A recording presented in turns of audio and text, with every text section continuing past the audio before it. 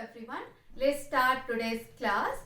तो जैसा कि मैंने आप सभी से कहा था कि मैं नेक्स्ट क्लास में नुक्ता के बारे में लेकर आऊंगी, क्योंकि बहुत सारे लोगों को कंफ्यूजन होती है कि नुक्ता, जिसे हम डॉट के रूप में जानते हैं, कुछ लेटर के नीचे देते हैं, लेकिन क्या उसका लिखना उतना ही ज़रूरी है कि वो सही है या गलत है। तो इसके बारे में मैं आज आपको बताऊंगी।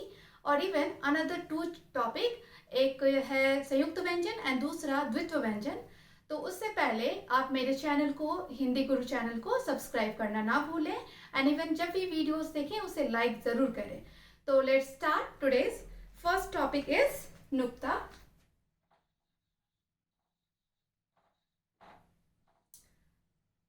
नुक्ता क्या है? नुक्ता बस हम एक डॉट, इसके बारे में जानते हैं, लेकिन ये अम की मात्रा नहीं है। अम की मात्रा हमेशा कभी भी ऐसे लिखते हैं, मतलब कि लेटर के ऊपर जाता है। लेकिन नुक्ता जो है क, ख, ज, इवन क, इवन ख पर भी आता है।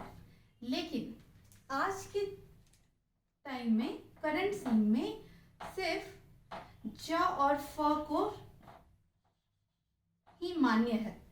यहाँ हम इसके नीचे देते हैं इवन, और इसे भी देने का तरीका है, हमेशा लेफ्ट हैंड साइड में देते हैं, ना कि राइट हैंड साइड में। अगर आप राइट हैंड साइड में लिखते हैं तो वो गलत हो जाएगा, लेकिन जब भी आप लेफ्ट हैंड साइड में लिखते हैं ये सही है। लेकिन फर्स्ट ऑफ ऑल बात आती है कि ये नुक्ता क्यों और कैसे देते हैं। अगर आप किसी भी लेटर के नीचे अगर आप देखते हैं कि ये डॉट लगा हुआ है तो इसे नुक्ता कहते हैं। लेकिन अगर हम इसे ना दें तो भी गलत नहीं है इन हिंदी। लेकिन ये सारे लेटर्स एक्चुअली अरबी और फारसी, इन लेटर का यूज करके जो अरबी और फारसी शब्द बनाए गए हैं उसी शब्द में इसका यूज होता है, और उसकी प्रोनाउंसिएशन डिफरेंट होती है। जैसे सपोज दैट कि मैं जॉ के साथ ये नजर, तो इसको मैंने नजर पढ़ लिया, लेकिन जैसे ही मैंने यहाँ पे डॉट लगाया ये हो गया नजर। जॉ को थोड़ा एक्सपैंड करना है, थोड़ा सा स्प्लिट करके बोलना है, इवन थोड़ा सा वाइब्रेट ज्यादा करना है, नजर। इवन फ के साथ यहाँ देखिए मैं फर्ज लिख रही हूँ, यहाँ पे मैंने दोनों जगह पे लगाया क्योंकि इससे आपको दोनों को प्रोनाउंस करना है। इसका फर्ज, फ भी और ज भी दोनों को ज्यादा स्ट्रेस दे करके पढ़ना है। और ये रही आपकी रॉ की मात्रा। तो नेक्स्ट क्लास में मैं रॉ की मात्रा के बारे में भी बताऊंगी।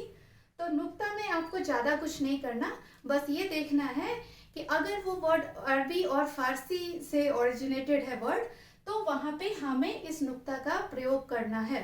हिंदी में अगर बोलचाल में अगर हम देखें तो उतना कोई भी यूज़ नहीं करता, लेकिन नुक्ता totally depends on the pronunciation कि how to pronounce it. So people used to get to know कि that is a Arabi and Farsi word, it's not a Hindi word. तो हम जब भी अगर हिंदी में जैसे लिखने की बात करें तो बच्चे ना, अगर सपोज दैट कि मैंने नजर लिख दिया ऐसे, तो बच्चे बोलते हैं मैम ये तो गलत हो गया, आपने डॉट यहाँ नहीं दिया। ऐसा बिल्कुल भी नहीं है। लेकिन हाँ, हम ज और फ के नीचे लगाते जरूर हैं, क्योंकि उससे पता चले कि ये ज और फ प्योर हिंदी लेटर नहीं है, वो अरबी और फारसी से ही लिया गया है। तो ये था आपका नुक्ता। लेट्स स्टार्ट विद द संयुक्त व्यंजन एंड द्वित्व व्यंजन। Let us start.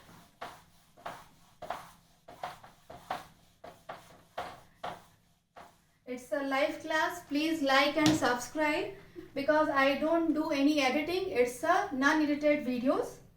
So let's start. संयुक्त व्यंजन,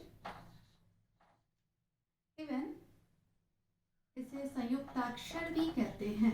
बहुत लोगों को ये डाउट होता है कि इसे हम संयुक्ताक्षर बोले या संयुक्त व्यंजन बोले। इसे हम ज्वाइंट कॉन्सोनेंट्स भी कहते हैं।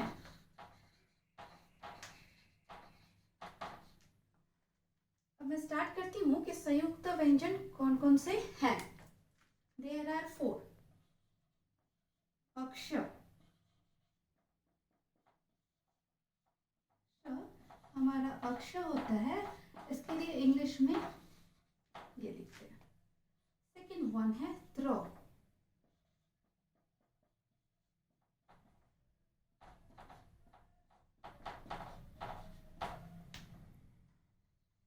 ये है क्यों, ज प्लस न्य।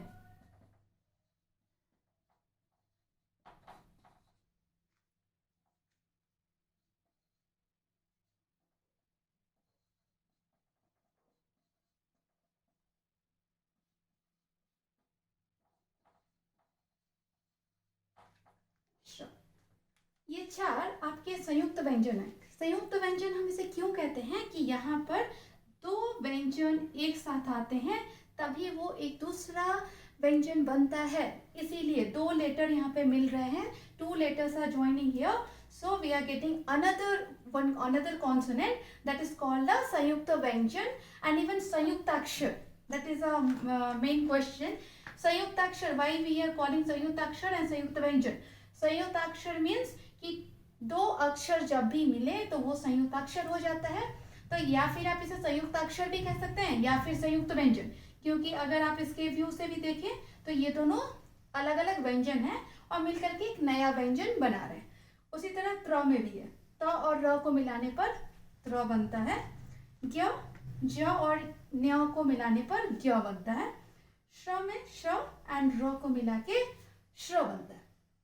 अब मैं आपको संयुक्त व्यंजन से बनने वाले शब्द के एग्जाम्पल्स दूंगी यहाँ पे, जैसे कि तो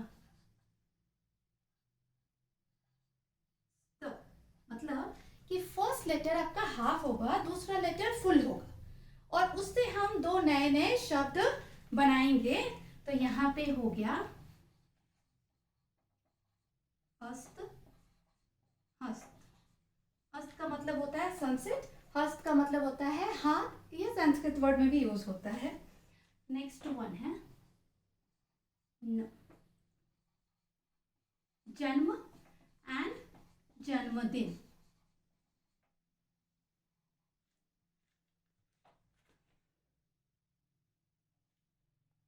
ज और वो, ज्वर, ज्वर का मतलब बुखार होता है, फीवर, एंड ज्वाला, ज्वाला मतलब फायर। तो ऐसे ही कुछ और भी होते हैं, अगर आपको कुछ और भी जानना हो तो आप मुझे कमेंट्स बॉक्स में बता सकते हैं ताकि मैं फिर से नेक्स्ट क्लास में आपको बता सकूं। तो ये था आपका संयुक्त व्यंजन, जब दो लेटर एक साथ आते हैं उससे जब एक नया वर्ड बनता है तो उसे बोलते हैं संयुक्त व्यंजन से बनने वाले शब्द। अब उसी तरह मैं दूसरा आपको एक एग्जाम्पल देती हूँ, द्वित्व व्यंजन। बच्चों को बहुत ज़्यादा कंफ्यूजन होती है, even till 6th standard they have to study संयुक्त व्यंजन एंड द्वित्व व्यंजन, और बच्चे बहुत कंफ्यूज होते हैं इसके वर्ड्स बनाने में।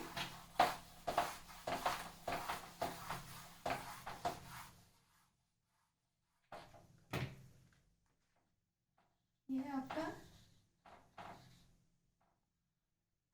द्वित्व व्यंजन। संयुक्त व्यंजन की तरह इसमें भी दो लेटर आते हैं, लेकिन इसमें क्या होता है कि एक ही लेटर टू टाइम्स आता है, मतलब फर्स्ट वन हाफ और सेकंड वन फुल। तो यहाँ पे मैं आपको दूंगी न, अन, अन का मतलब ब्रेन्स, और पन्ना,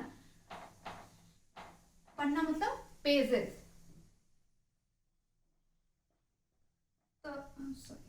तो पत्ता और गत्ता। गत्ता मतलब कि जस्ट हमारे पास जो टेक्स्ट बुक होती है उसकी 1 by 1 अगर जो लेयर होती है ना उसकी, या फिर आप पेजेस की बोल लो, उसको हम गत्ता बोलते हैं। पत्ता इज द लीव्स।